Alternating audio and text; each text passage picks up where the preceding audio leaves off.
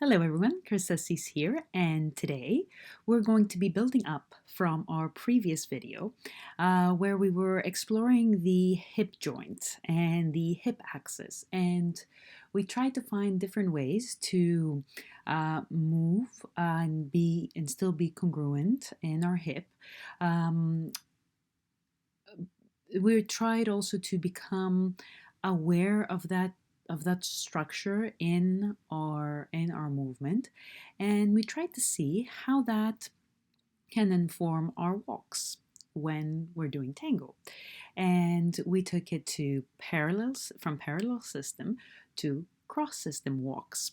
So today it will be the next step up, as it is probably expected. If you did practice last week, you've probably noticed that, hey, if I pivot just a little bit more, then I can have a forward ocho. So that is exactly what we are doing today. So if you haven't gotten a chance to practice following the previous video, you are definitely going to need it a lot for this week. So do look at that. And when you're ready, here we go.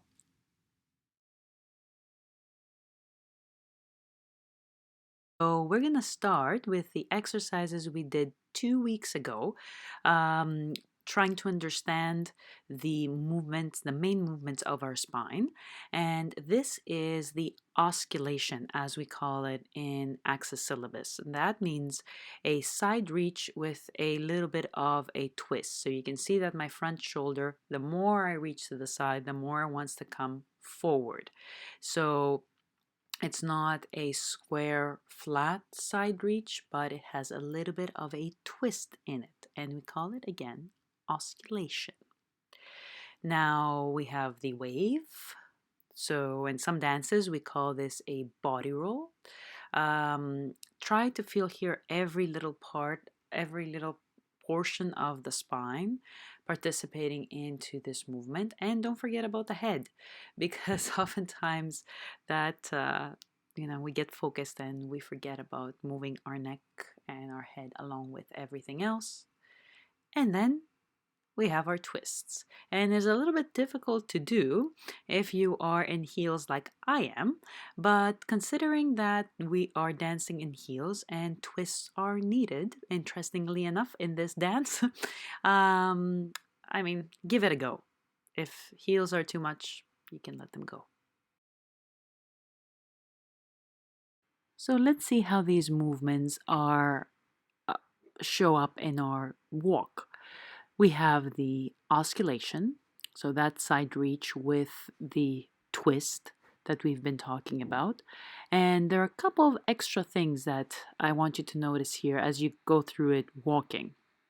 So you will notice that both knees are bending together, and one knee is receiving your weight, so it's helping in that bend helps you in absorbing that weight, and the other one is enabling the free leg to swing through and step forward.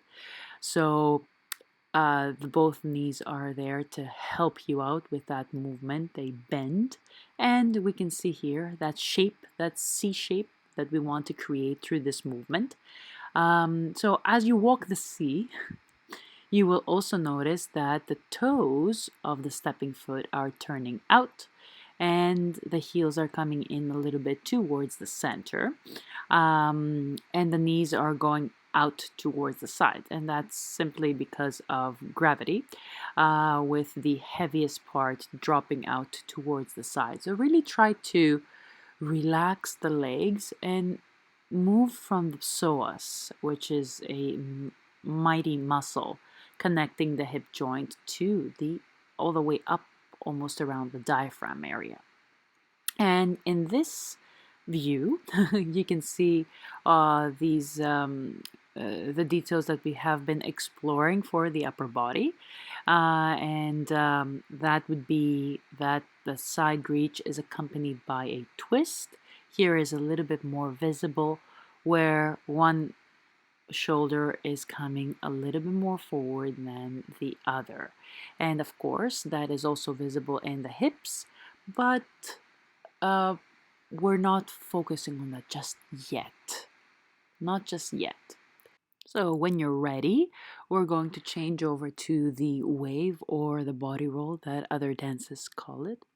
And you will notice that as we're moving forward, the steps are rather small, but this action creates a little bit of a rhythm that um, I don't know, helps us create a stable pace in our walk. So feel free to go a little bit slower or a little bit faster than me, but not too fast. Then the other thing that I would like you to notice here is that already this movement is being helped by that oscillation movement we were just doing before. You can see that both knees are bending as I'm swinging through, either to go forward or to go back. And if you notice the shoulders, even though now I'm exaggerating this wavy motion and I'm really focusing on that, I really want you to focus on that. You can already spot that this is not exactly straight back, right? There is a little bit of a twist and a side bend. Here you'll be able to see it a little bit more. And even though I am still doing the wave, and you can see as I'm coming a little bit closer that that is the case, it looks awfully similar to what we were doing before. So what I mean to say is all these movements are combined, magically combined, into what we call a human walk. And now we have the twist, so what is actually called locomotion.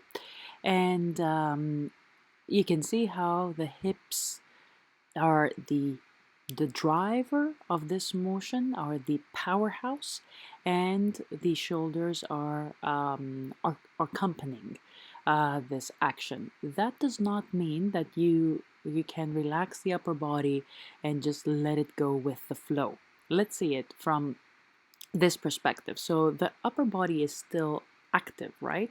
It's not falling back. It's not pretending not to be actively participating. It's just that it's not starting the movement. So it's not the source. The hips are the source of the movement, and the upper body is actively there supporting it and creating the locomotion. Now, the other thing I want you to notice is that this movement actually is combined but by the other two, accompanied by the other two. You can see a little bit of the wave and you can see a little bit of the oscillation with one shoulder going up and the other going down.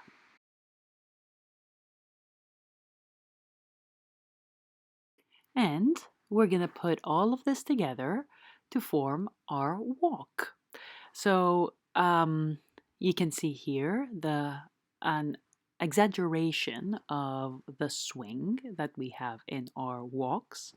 You can see all of the elements that we were talking about before, the locomotion, meaning the twist, the side bend, the oscillation, and also the wave, which you will be able to see once I change my orientation, and you will be able to see it a little bit more. And you can also see the other elements that are linked to these movements, and they have to do also with the structure of the hip joint. And this would be the two knees bending when we swing through to enable the swing, and as we step forward, we have an external rotation of the foot, and that turns into an internal rotation when we step to the back. You will also notice that that swing is not on a straight line, but it goes a little bit on a curve, and that is because the hip joint is not a rectangular 90-degree rectangular 90-degree sort of structure. So it is curved and set in an oblique position, and therefore it creates curved movements. So here in this orientation, you can clearly see how one shoulder is going up while the other one is going down. And you can also see how the shoulders and the hips are twisting as we're doing the swing and as we are stepping. So this is less exaggerated than the exercises we did before, but is more exaggerated than the normal in many quotes walk that you would do on the dance floor. So these movements do happen internally. We want to exaggerate them to become aware of them, and that is the purpose of practice. So becoming aware of the elements that create an efficient walk, in this case a smooth walk, in our case, because that's what we're working on. So please don't think that, oh my goodness, oh, this is happening, oh, this shows when I'm dancing and I should be exaggerating it this much. No. However, you should be exaggerating it during your practice to become aware of it. And so here we go, a forward and backward walk.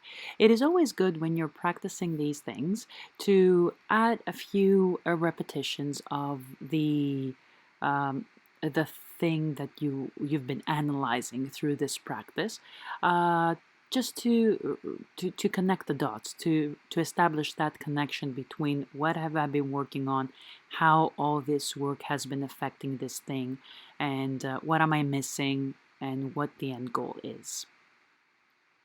So we're going to go into cross-system walks, exactly like we did last week. And as you notice, I'm doing this practice to connect the dots between the work we did 2 weeks ago, last week, and the Ochos that we're going to be working on today.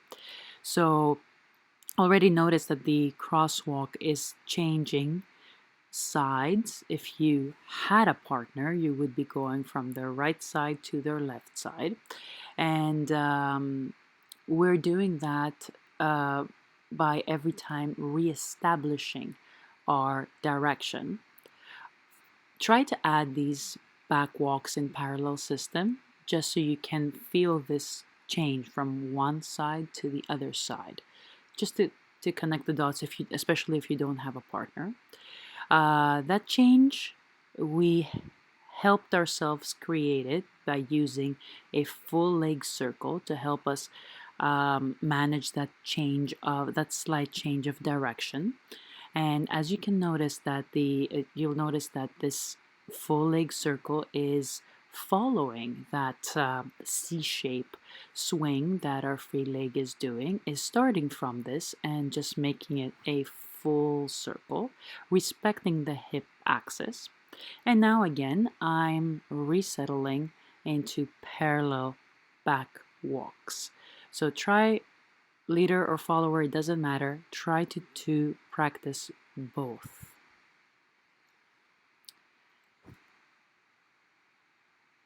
And now it is Ocho time. So we're going to be using that same circle we used before to help us again redirect our step. And this is exactly how I want you to think about it. Not a step and a pivot, but forward steps in different directions, or of course back steps like we're doing here in slightly different directions.